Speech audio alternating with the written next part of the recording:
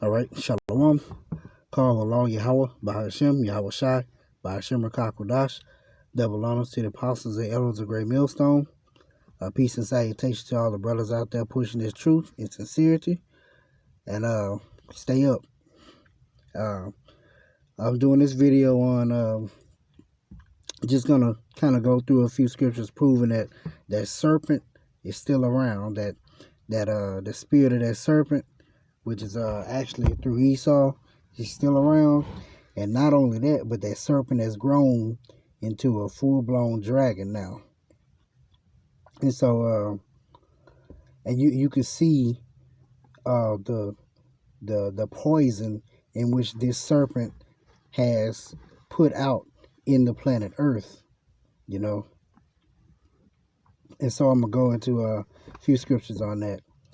This is Ezekiel chapter 35, starting at verse 1. It says, "Moreover, the word of the Most High came unto me, saying, Son of man, set thy face against Mount Seir, and prophesy against it." Now, Mount Seir is where Esau and Edom came from, so that's referring to Esau Edom. "And say unto it, Thus saith the Most High, Behold, O Mount Seir, I am against thee, and I will stretch out my hand against thee, and I will make thee most desolate.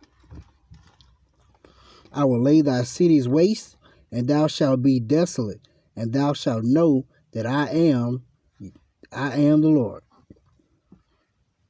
Because," now check this out in verse 5, "because thou hast had a perpetual hatred, and hast shed the blood of the children of Israel by the force of the sword in the time of their calamity, and in the time that their iniquity had an end. Therefore, as I live, saith the Most High, I will require, Salakia, I will prepare thee unto blood, and blood shall pursue thee. Sitteth thou hast not hated blood, even blood shall pursue thee. Thus will I make Mount Seir most desolate, and cut off from it him that passeth out, and him that returneth. And I will fill his mountains with his slain men. In thy hills, and in thy valleys, and in all thy rivers shall they fall that are slain with the sword. I will make thee perpetual desolations. Thy city shall not return, and ye shall know that I am the Most High." Now, it says that they had a perpetual hatred for Israel, and shed the blood of the Israelites. It's a reason why the serpent or Esau had a perpetual hatred for the Israelites. And we're going to go back to that. This is Genesis chapter 3.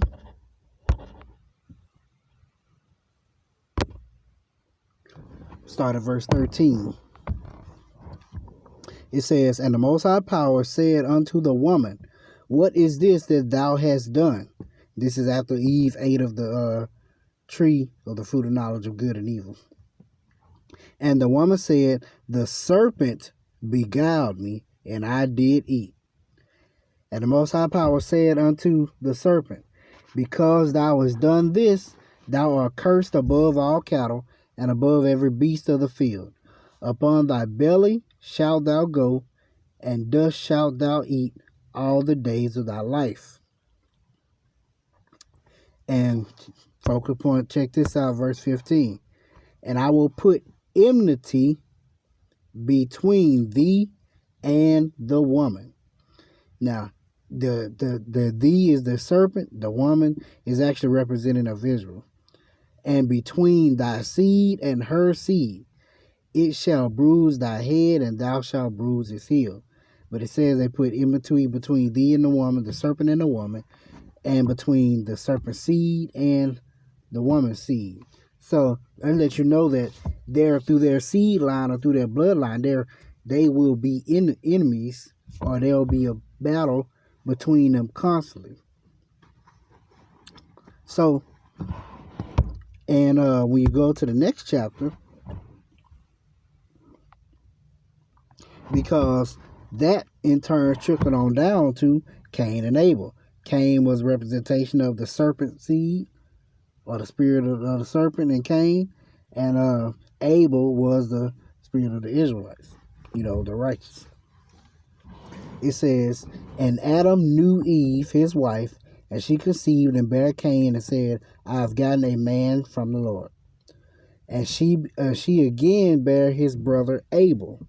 And Abel was a keeper of sheep, but Cain was a tiller of the ground. And in process of time it came to pass that Cain brought forth the fruit of the ground, an offering unto the Most High. Now we know that Most High requires blood as an offering. Not a sacrifice of that as an offering, not fruit. And Abel, he also brought of the firstlings of his flock and of the fat thereof. And the Most High had respect unto Abel and to his offering. But unto Cain and to his offering he had not respect, because Cain refused to do what the Most High said. He was disobedient. And Cain was very wroth, and his countenance fell. And the Most High said unto Cain, why art thou wroth? And why is thy countenance fallen? If thou doest well, shalt thou not be accepted? Most High tell him, hey, if you would do what I asked you to do, wouldn't I accept your offering? And if thou doest not well, sin lieth at the door, and unto thee shall be his desire, and thou shalt rule over him. And Cain talked with Abel his brother, and it came to pass, when they were in the field, that Cain rose up against Abel his brother and slew him. And the Most High said unto Cain, where is Abel thy brother? And he said, I know not. Am I my brother's keeper? Cain said, I don't know where he's at. I mean, I'm supposed to keep account of him. I'm supposed to keep up with him. So Cain, like I said, representation of that serpent seed, rose up and slew Abel, or killed Abel, which is representation of the righteous. That's that enmity that was put between the serpent and the woman, and Eve, and that's their seed. And that trickled on down in terms to Jacob and Esau. And we're going to see how. This is Genesis chapter 25, starting at verse 21. And Isaac entreated the Most High for his wife, because she was barren. And the Most High was entreated of him, and Rebekah his wife conceived. And the children struggled together within her. And she said, if it be so, why am I thus? And she went to inquire of the Most High. So Jacob and Esau were struggling or battling or fighting against each other while they were in the womb. And verse 23, and the Most High said unto her, 2 nations are in thy womb, and 2 manner of people shall be separated from thy bowels.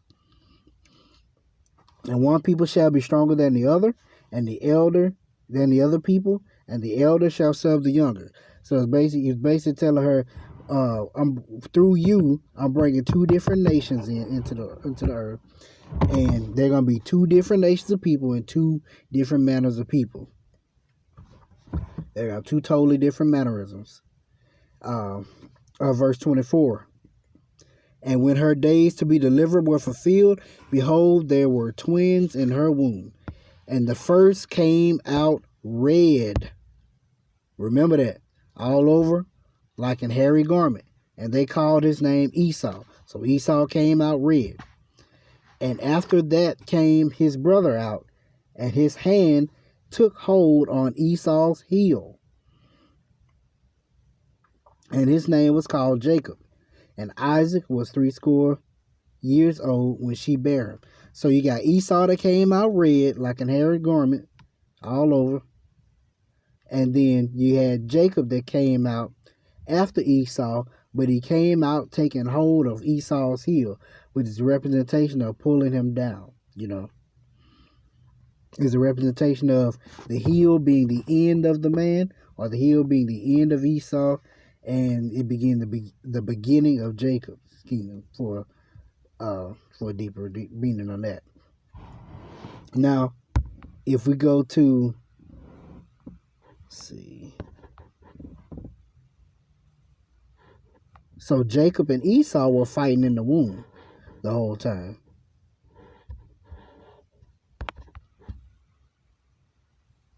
If we go to Psalm chapter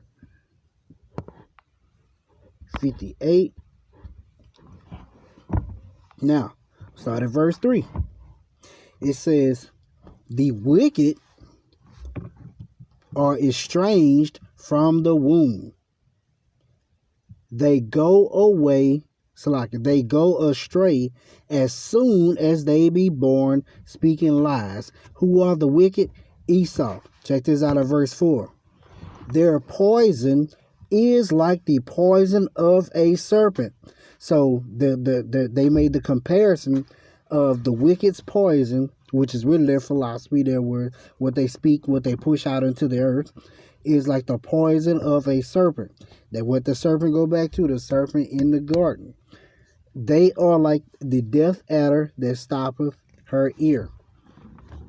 And that's the wicked.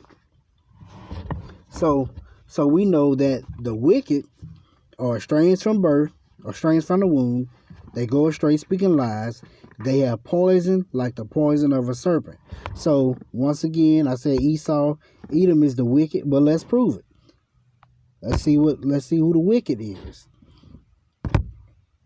Because if Esau Edom is the wicked, then the wicked has the poison like the poison of a serpent. So the wicked will be the serpent.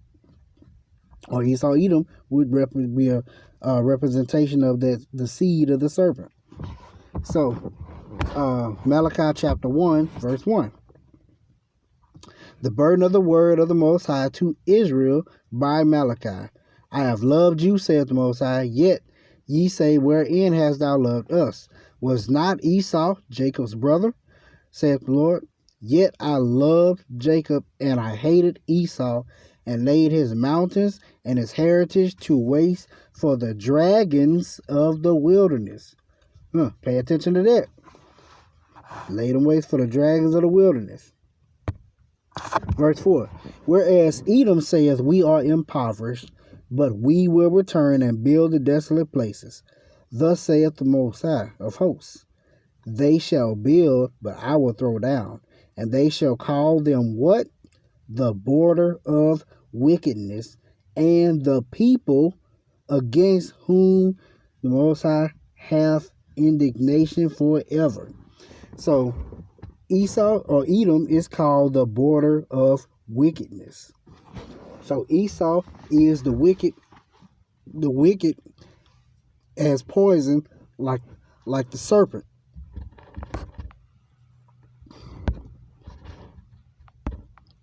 I'm going to go back to Deuteronomy chapter 32. I'm going to start at verse 32. It says, "For their vine is the vine of Sodom, and of the fields of Gomorrah." They're natural born homosexuals. Esau is all into sodomy and homosexuality. They into that heavily. "Their grapes are grapes of gall, their clusters are bitter." Check this out, verse 33. "Their wine is the poison of dragons, and the cruel venom of asps." Their wine is the poison of dragons. So now we see that they are the poison of the serpent and the poison of the dragons. That's the wicked. And now, what does that mean when it says that their wine is like the poison of the serpent or like the poison of a dragon? Let's go to Habakkuk chapter 2. I'm going to start at verse 2. It says, And the Most High answered me and said, Write the vision and make it plain upon tables, that he may run that readeth it. For the vision is yet for an appointed time, but at the end it shall speak and not lie. Though it tarry, wait for it, because it will surely come, it will not tarry. Behold, his soul which is lifted up is not upright in him, but the just shall live by faith. Check this out of verse 5. Yea, also because he transgresseth by wine. What it say is wine? His wine was like poison of a dragon. So he transgresseth by his wine. He is a proud man, neither keep it at home. He always all over the earth, in every nation, in everybody's business, who enlargeth his desire as hell. Check this out. And is as death. Everywhere he go, Esau brings the wicked, the serpent, the dragon. Edom brings death wherever they go. And cannot be satisfied, but gathereth unto him all nations, and heapeth unto him all people. Shall not all these take up a parable against him, and a taunting proverb against him, and say, Woe to him that increaseth that which is not his? That's exactly what he does. He always increasing things that are not theirs, taking everything. How long? And to him that ladeth himself with thick clay. When it says ladeth himself with thick clay, that's heavy. Let's see. I want to get that real quick, because it's a point in that thick clay. Heavy weight of pledges, heavy debts, and ain't Esau and all this heavy, so many trillions of dollars in debt, especially Babylon the Great. That's that thick clay, heavy debts, in which he ladeth himself in. But he ladeth himself in them heavy debts through all that poison that he puts out, and that death in which he brings about across the entire planet Earth.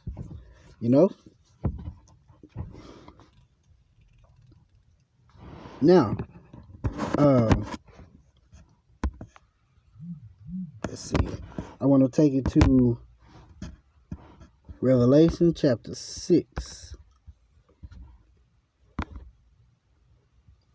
I'm going to start at verse 3. Now, check this out. And when he had opened the second seal, I heard the second beast say, Come and see. Check this out, verse 4. And there went out another horse that was red.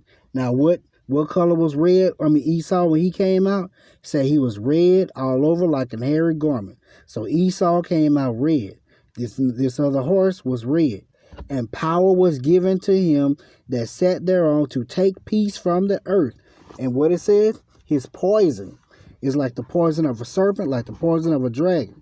Esau brings about poison. He puts his poison out throughout the earth. And that's how he takes peace from the earth. That they should kill one another. And there was given unto him a great sword. Esau's blessing was the sword. And let's prove that. We're going to go back to Genesis, the 27th chapter.